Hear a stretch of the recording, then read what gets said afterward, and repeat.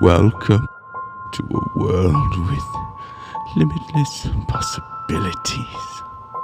A world where pain and suffering are matched only by the sounds of those who endure it.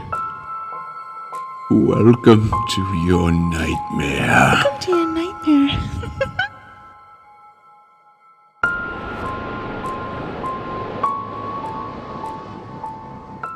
Hello everyone and welcome back to Nightmare. We've all heard the old cliche that houses have memories. We tell ourselves it's just the timber settling or the wind finding a draft in an old Victorian skeleton. It's a comforting thought, really, that a building can hold on to a family's warmth long after they're gone. But what if a house doesn't just remember? What if it hungers? Tonight we're sharing a warning left behind on a real estate listing that you will never find online. It's a story about a mother and a daughter named Lily, and an imaginary friend named Mr. Tall, and the terrifying price of blueprinting a home that demands to be finished.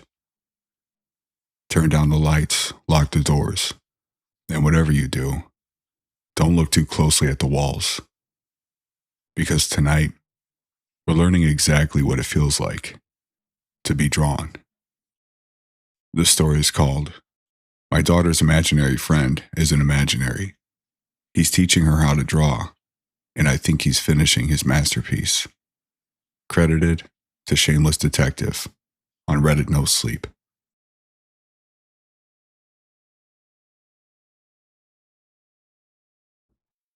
I'm not holding a pen. I don't even have fingers anymore. Just smudges of charcoal where my hands used to be. I'm writing this by becoming the ink. The sketchbook has pinned me to the desk, and it is pulling the remaining fragments of my consciousness out of my fading body. I am bleeding my final thoughts into the fibers of this paper, staining the page with my own terror. If you find this post, please listen to me. Don't look for this house. If you see the listing, keep scrolling. You don't want to know what it feels like to be drawn. I've always believed that houses have memories. I thought it was just a poetic way to describe creaky floorboards and drafty hallways. I was wrong. Houses don't just have memories. They have appetites. And the one we bought, the sprawling Victorian skeleton of a fixer-upper, was absolutely starving. When we moved here, Lily was 7. She was everything to me. After the divorce, it was just us against the world. She was bright, loud, and full of chaotic, unfiltered energy that made me feel like I was finally doing something right as a father. She used to squeeze my hand so tight when she was scared of the dark. And her laugh, God, her laugh was like a light switch in a dim room. Within 2 weeks of moving in, that light began to flicker. She became quiet, not just reserved, but hollowed out. She stopped playing with her dolls. She stopped asking for bedtime stories. She started spending hours in her room, hunched over her desk, working on a massive, leather-bound sketchbook she found in the attic. One afternoon, I saw her scribbling with frantic, jagged movements. I moved toward the desk, reaching for the sketchbook, hoping to see a picture of a flower or a house. Lily slammed the book shut with a strength that shouldn't have been possible for a 7-year-old. Her eyes weren't just wide, they were terrified, darting to the empty corner behind me. "No, Dad," she snapped, pressing her thin body against the desk. "You can't see it yet. Mr. Tall said no, it's a surprise." I just froze. The room felt suddenly impossibly cold. I stared at the empty space she was looking at. There was nothing there, just a patch of peeling wallpaper. Yet I felt an intense, suffocating pressure, as if someone were standing inches away, glaring at me with an immense, silent disapproval. The air grew stagnant, tasting faintly of a cedar dust and wet graphite. I didn't see him. I didn't hear a word. But the sheer weight of a presence, made my hair on my arms stand up. I retreated, leaving her to her surprise. That night, after I finally got Lily to bed, after she fell into that heavy, motionless sleep that looked more like a coma than rest, I crept into her room. The sketchbook was waiting, splayed open on her desk, the charcoal smudged from hours of fervent, obsessive work.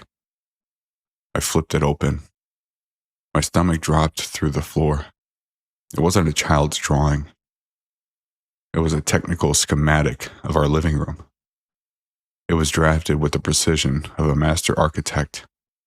Every light switch, every baseboard, every structural beam was plotted with chilling, mathematical accuracy. I turned the page. The kitchen, the plumbing, the wiring behind the drywall, the precise location of a rotting joist I hadn't yet discovered. It was as if the book were an X-ray of the house, showing what lay beneath the plaster. I flipped to the back. There, rendered in oppressive dark ink, was the floor plan of the upstairs hallway.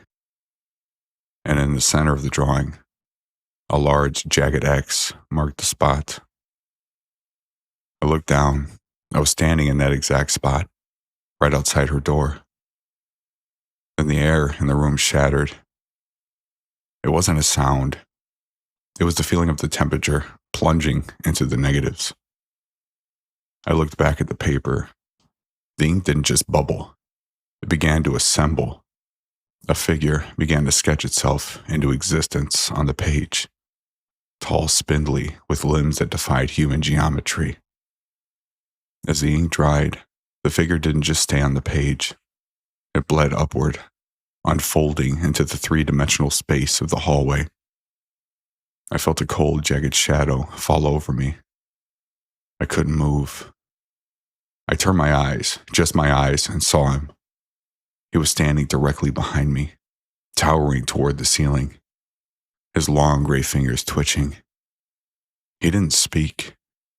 He didn't need to. He just stared at the doorway of Lily's room with an intensity that felt like a physical blow. The door creaked open. Lily stood there. She wasn't tired. She wasn't smiling. It was a wide, unnatural grin that looked painful on her small face. When she saw me, she didn't show concern. She laughed. A bright, twinkling sound that should have never been sweet, but felt like glass shattering in my ears.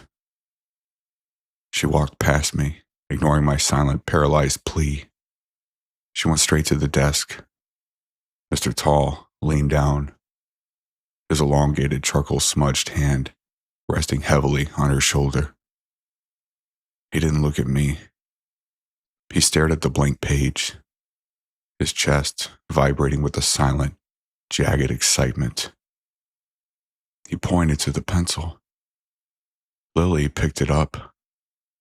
She looked at me, her eyes devoid of anything resembling the daughter I knew, and she started to draw. She was drawing me. Every stroke she made on the paper, I felt in my own body. She drew a line across the page where my waist was, and I felt my spine snap, my torso flattening against the wall. She laughed, a breathless, excited giggle, and shaded the area where my eyes were. My vision went dark, narrowing down to two small, pigment-filled dots. She was so willing. She was so precise. Mr. Tall leaned over her, his face inches from hers, watching every movement of the pencil with a hunger that made the walls of the house groan in unison. He was finally getting what he wanted. A new masterpiece. I'm not holding a pen. I don't even have fingers anymore. Just smudges of charcoal where my hands used to be. The sketchbook has pinned me to the desk, and it is pulling the remaining fragments of my consciousness out of my fading body. I'm bleeding my final thoughts into the fiber of this paper, staining the page with my own terror. The book is forcing me to document my own erasure. It requires a witness to the transition. Lily is still drawing. Her movements fast and joyous. She's shading the parts of me that aren't finished yet.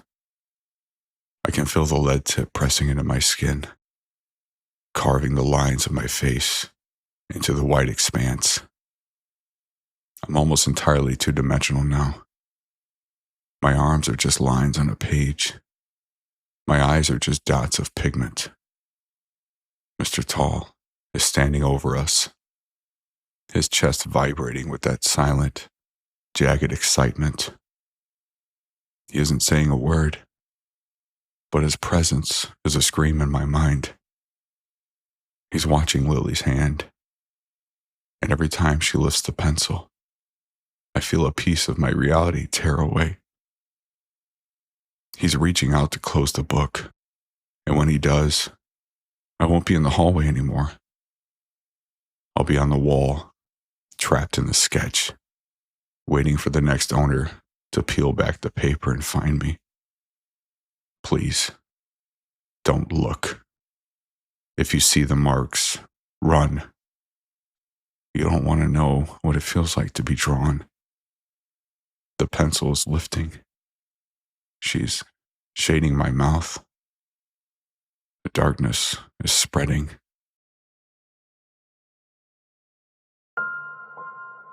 That is all for this episode of Nightmare. I would like to thank everyone for joining me for this tale tonight. And as always, if you have any story suggestions, please reach out to me at nightmarepod@gmail.com.